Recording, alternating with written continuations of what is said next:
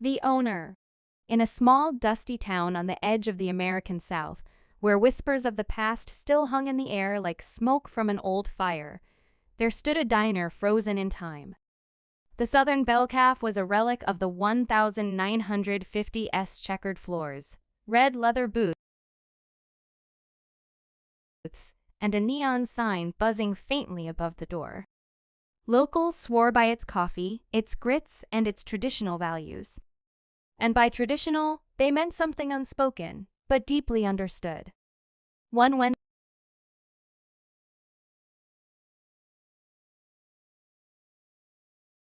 morning, just after sunrise, the bell above the door jingled as a tall black man in a tailored navy blue suit stepped inside.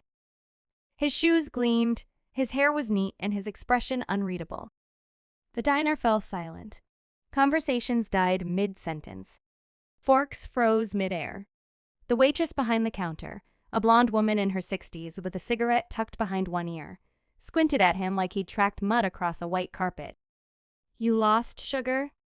she asked, voice sharp as broken glass.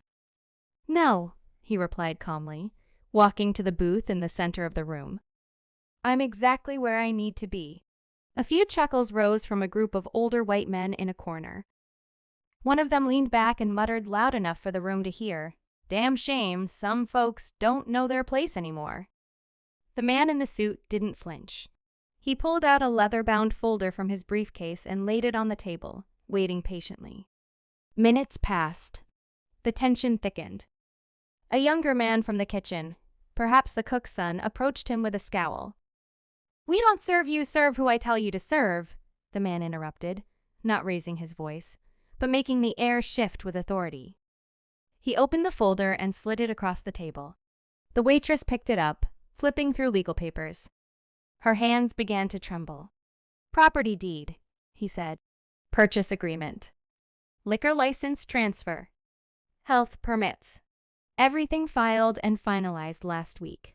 As of 9/0 a.m. today, I am the new owner of the Southern Bell Calf." Mouths fell open. One of the regulars knocked over his coffee cup. The silence turned electric. "That's impossible," the waitress whispered. "Why?